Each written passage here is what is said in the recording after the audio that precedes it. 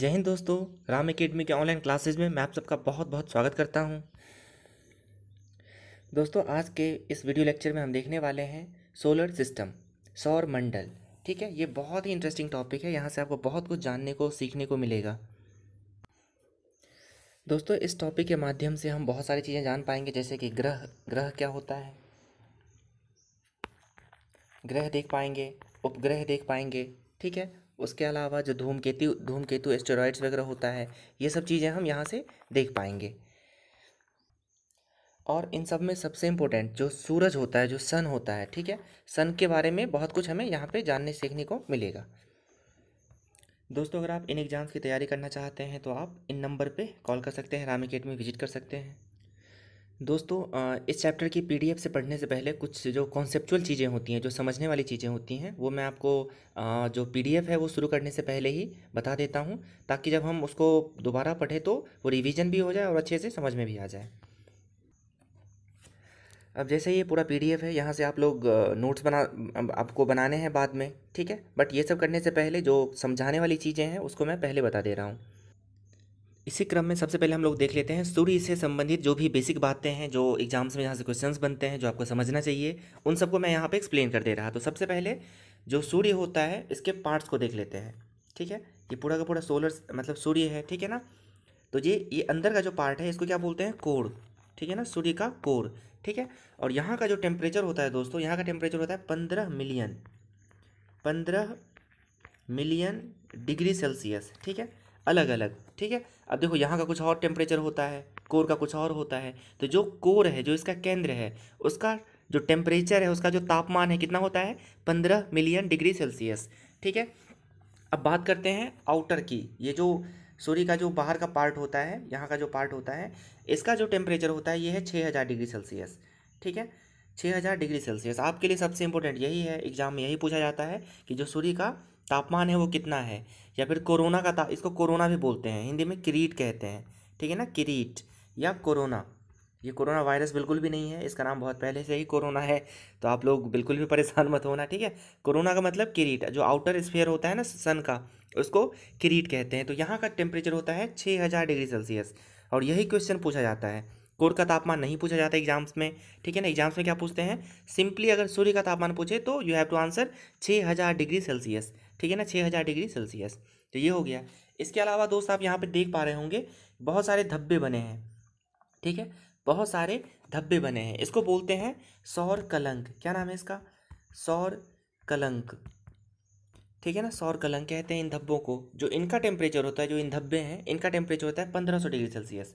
ठीक है, इसका कितना होता है, 1500 डिग्री सेल्सियस। ठीक है, तो कोर का हो गया 6000 मिलियन। ठीक है, मिलियन। ठीक है, 6000 मिलियन डिग्री सेल्सियस जो बाहर है, या सूर्य का सिंपली पूछे तो 6000, sorry sorry sorry, extremely sorry, 6000 तो बाहर का है। कोर का मैंने कितना बताया था आपको, 15 मिलियन, 15 मिलियन डिग्री सेल्सियस। ठीक है, और जो सतह है, सतह का कोरोना का किरीट का 6000, और सौर कलंक का कितना है, 1500 डिग्री सेल्सियस। अब ये जो टेम्परेचर है, ये कहाँ से आता है, सूर्य का ऊर्जा का स्रोत क्या है, तो मैंने आपको तारे में बताया था, नाभिकीय संलयन, नाभिकीय संलयन, न्यूक्लियर फ्यूजन। ठीक है ना, नाभिकीय संलयन। तो इसमें क्या होता है, सूर्य में बहुत ज़्यादा मात्रा में क्या है, हाइड्रोजन और हीलियम।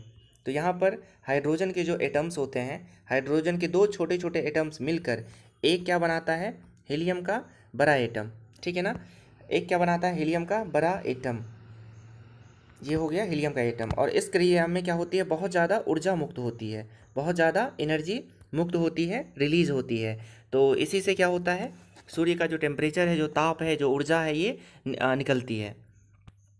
सूर्य से संबंधित एक और बात है, इसको भी याद रख लेना। ये जो बाहर का जो दिख रहा है ना, ये फ्लेम जैसा, ठीक है, इसको फ्लेयर कहते हैं इंग्लिश में। ठीक है ना, फ्लेयर कहते हैं इंग्लिश में, और हिंदी में कहते हैं सौर सौर ज्वाला, सौर ज्वाला। ठीक है, सौर सौर ज्वाला। इसका भी एक कॉन्सेप्ट है, यहाँ से बड़े एग्जामों में क्वेश्चंस भी बनते हैं। मैं आपको बताता हूँ क्या है कॉन्सेप्ट।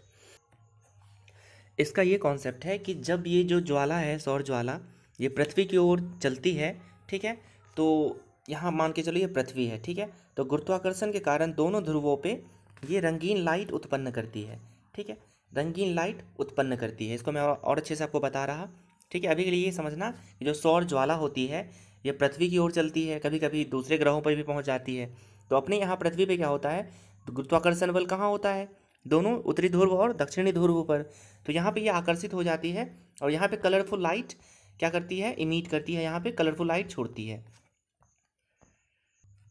आप ये इमेज देख सकते हैं, ठीक है, इस तरह का कलरफुल लाइट ये छोड़ती है, ठीक है।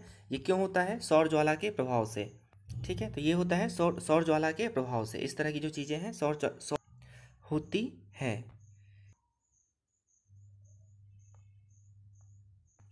अब आते हैं काम की बात पर, ठीक है। अब इस घटना को क्या कहा जाता है, इस घटना को कहा जाता है अरोरा, ठीक है। अरोरा सरनेम होता है अरोरा, आपको पता ही है, ठीक है ना। तो अरोरा कहा जाता है इसको, और ये अलग अलग नाम है, ठीक है। नॉर्थ में कुछ और है, साउथ में कुछ और है। तो जो उत्तरी ध्रुव है वहाँ पर इसका नाम है अरोरा बोरियालिस, ठीक है ना, अरोरा बोरियालिस। और जो दक्षिणी ध्रुव है यहाँ पर इसका नाम क्या है, अरोरा ऑस्ट्रियालिस, ठीक है ना, अरोरा बोरियालिस और ऑस्ट्रियालिस, ठीक है। ये ऊपर नीचे दोनों ये नाम है। आपको याद रखने के लिए यहाँ पे आपको ऑस्ट्रेलिया से रिलेट कर सकते हो। ऑस्ट्रेलिया कॉन्टिनेंट, ऑस्ट्रेलिया महादेश किस तरफ है, दक्षिण की तरफ है। तो जो नीचे वाला नाम होगा वो अरोरा ऑस्ट्रालिस होगा, ऊपर वाला बोरियालिस होगा, ठीक है। तो इससे आप लंबे समय तक याद रख सकते हैं इसको। दोस्तों फिर सौर ज्वाला के अलावा कुछ और भी चीज़ें हैं जो सूरज से संबंधित है, जैसे कि होता है एक डायमंड रिंग, ठीक है। एक घटना है डायमंड रिंग की, ये भी सूरज से संबंधित है। तो ये भी मैं आपको बता देता हूँ। यहाँ पे देखो जो सूर्य ग्रहण होता है, सूर्य ग्रहण आपको पता ही होगा, जब सूर्य और पृथ्वी के बीच में चंद्रमा आ जाता है, ठीक है, तो सूर्य ग्रहण की घटना होती है। तो उस दौरान सूरज के चारों ओर से निकलने वाले प्रकाश को क्या बोलते हैं, डायमंड रिंग। ये सिचुएशन, ठीक है, आप यहाँ पे देख पा रहे होंगे। ये जो सिचुएशन बन रही है जब सूरज को चंद्रमा बिल्कुल ही कवर कर लेता है और चारों तरफ से जो रिंग वाली घटना बनती है, ठीक है, इसको बोलते हैं डायमंड रिंग, ठीक है। इस इमेज में आप अच्छे से समझ पा रहे होंगे ये जो घटना है, ये वाली जो घटना है, ठीक है, इसको क्या बोलते हैं, डायमंड रिंग की घटना, ठीक है, या पूर्ण सूर्य ग्रहण। ये कब होता है, जब टोटल सोलर इक्लिप्स होता है, पूरी सूर्य ग्रहण, तभी ये वाली घटना घटित होती है। इसको हिंदी में हीरक वलय भी कहा जाता है। क्या कहा जाता है, हीरक वलय। रिंग का मतलब वलय होता है, ठीक है, डायमंड मतलब हीरा, तो हीरक वलय कहा जाता है इसको हिंदी में। एक और बात, सूर्य ग्रहण के समय कौन सी किरणें निकलती हैं, तो एक्सरे किरणें निकलती है। एक्सरे किरणें इसलिए मना किया जाता है कि नंगी आंखों से सूर्य ग्रहण को नहीं देखना चाहिए, ठीक है, क्योंकि ये हार्मफुल होती है। और सूर्य ग्रहण का जो समय होता है ये मैक्सिमम हो सकता है 8 मिनट। कितना हो सकता है, 8 मिनट, इससे ज़्यादा नहीं हो सकता, ठीक है। और आपको पता भी होगा कि जो सूर्य का प्रकाश है ये 8.16 या किसी किसी बुक में 20 रहता है। तो लगभग 8 मिनट कुछ सेकंड में ये सूर्य का प्रकाश यहाँ आता है, ठीक है। अब जब सोलर इक्लिप्स होता है उस समय सभी चीज़ें मूव कर रही होती है, चंद्रमा भी मूव कर रही होती है, ठीक है ना, पृथ्वी भी मूव कर रहा होता है। तो 8 सेकंड से ज़्यादा का समय नहीं ले सकता सूर्य ग्रहण, ठीक है। 8।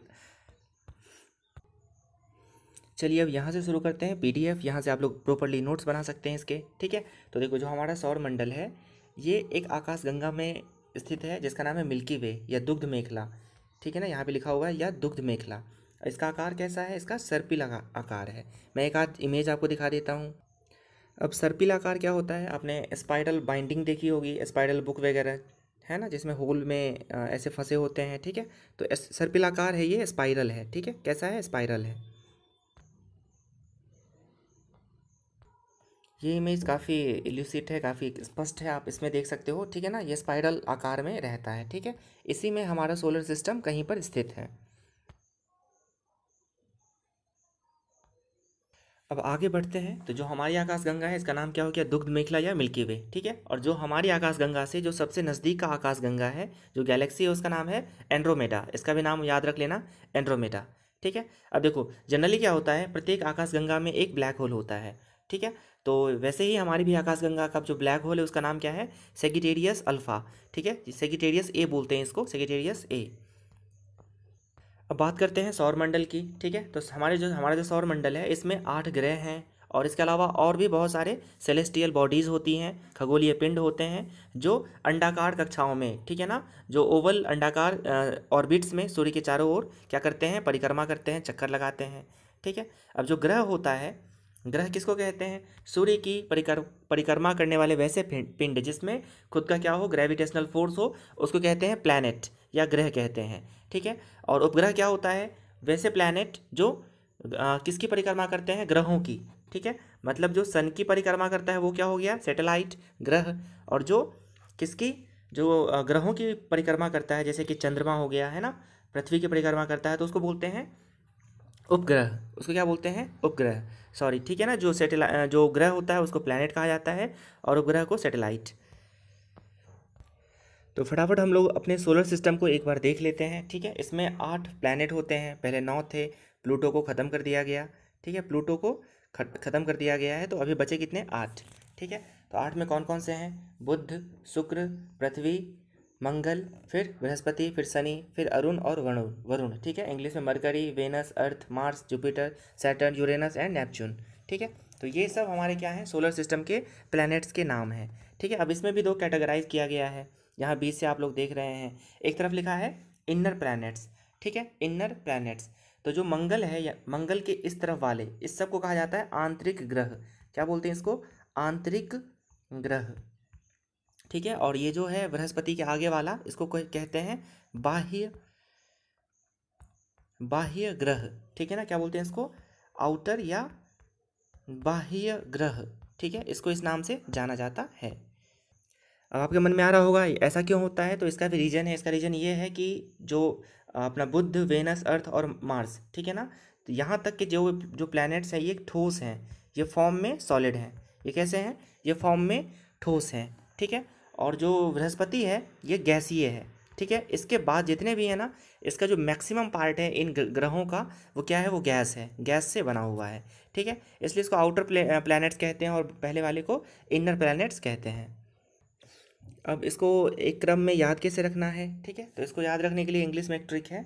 जैसे इंग्लिश में है माई, ऐसे याद रख सकते हो, my very educated mom just served, फिर अस, और सबसे लास्ट में है नूडल्स, नूडल्स। ठीक है, तो my very educated mom just served us noodles, इस चीज़ से आप इनके नाम इंग्लिश में याद रख सकते हो। तो माई से हो जाएगा मरकरी, वेरी से वेनस, एजुकेटेड से अर्थ, मॉम से मार्स, है ना, जस्ट से जुपिटर, सर्व्ड से सैटर्न, है ना, अस से यूरेनस हो जाएगा, और नूडल्स से नेपच्यून हो जाएगा। ठीक है, ऐसे। अब हिंदी में कैसे याद रखना है इसको, हिंदी में याद रखने के लिए थोड़ा सा आपको लॉजिक लगाना पड़ेगा। जो सप्ताह के दिन के नाम होते हैं उसमें एक एक का अंतर रखना है, उसमें एक एक का अंतर रखना है। तो सबसे पहले क्या है, मरकरी मतलब बुध। ठीक है, तो बुध। अब बुध के बाद गुरुवार आता है, तो गुरुवार को छोड़ दो तो क्या आएगा, शुक्र, तो बुध के बाद शुक्र। ठीक है, फिर पृथ्वी तो याद रहेगा ही रहेगा, ऐसे। अब देखो ये मार्स का मतलब मंगल होता है, तो मंगलवार के बाद बुधवार आता है, बुधवार छोड़ दो तो गुरुवार, बृहस्पति। ठीक है ना, ठीक है, तो बुध के बाद मार्स के बाद एक छोड़ देंगे तो क्या आ जाएगा, बृहस्पति आ जाएगा। मंगल, बुध को छोड़ देना है, बृहस्पति आ जाएगा। ठीक है, फिर शुक्र को छोड़ देना है। ठीक है, फिर क्या आ जाएगा, शनि आ जाएगा। ऐसे इसको याद रख लेना है। ठीक है, ऐसे इसको याद रख लेना है। बाकी जो बचे वो अरुण और वरुण। अब दोस्तों ये जो प्लूटो है, ये प्लूटो, इसको 2006 में ग्रह की कैटेगरी से हटा दिया गया था, क्योंकि ये दूसरे ग्रहों की ऑर्बिट को क्रॉस करता था, कक्षाओं को काटता था। इसके आधार पे इसको ग्रह की कैटेगरी से हटा दिया गया था। तो पहले 9 थे और अभी कितने बचे, 8। तो हमने समझ लिया आंतरिक ग्रह क्या होता है और बाह्य ग्रह क्या होता है। बाह्य ग्रह को जोवेनियल ग्रह भी कह देते हैं। ठीक है, अब देखो, अब आंतरिक और बाह्य के बीच में एक पट्टी होती है, एक बेल्ट होता है, जिसका नाम है क्षुद्र ग्रह की पट्टी, एस्टेरॉयड बेल्ट। ठीक है, और मैं इसको इमेज में दिखा देता हूँ। अब ये एस्टेरॉइड्स होते हैं क्षुद्र ग्रह, इसका जो आकार होता है ये बिल्कुल भी मतलब ऐसा नहीं है कि फिक्स है। जैसे जो ग्रह होता है उसके कुछ पैरामीटर्स हैं कि उसमें गुरुत्वाकर्षण होना चाहिए, उसका साइज एक जो भी उसके पैरामीटर्स हैं वैसा होना चाहिए। पर क्षुद्र ग्रह कुछ नहीं होते वैसे। ठीक है, ये अनियमित आकार के पत्थर पत्थर से या बर्फ से बने हुए सेलेस्टियल बॉडीज़ होते हैं। तो आप इमेज में देख पा रहे होंगे। ठीक है, ये अपना रहा जुपिटर मतलब बृहस्पति, और ये जो है ये क्या रहा, अपना मंगल। ठीक है, अब इसके बीच में ये जो पत्थर दिख रहे हैं आपको, ठीक है, ये क्या है, क्षुद्र ग्रह का बेल्ट है। ये यहीं पर इसी बीच में घूमते रहते हैं, और कभी कभी ये क्या होता है, किसी भी ग्रह की ओर आकर्षित हो जाता है, किसी भी ओर ये आकर्षित हो सकता है। ठीक है, इसका कोई भी नियमित आकार नहीं होता, ये कहीं पर भी जा सकता है। ठीक है, इसीलिए आपने सुना होगा कि कोई क्षुद्र ग्रह पृथ्वी से के नज़दीक से गुजर गया या जो भी है। ठीक है, तो ये उल्का पिंड वगैरह भी इसी से बनते हैं, जब ये पृथ्वी की ओर आ जाते हैं तो जल जाते हैं। तो ये पट्टी आप ध्यान से देख लीजिए।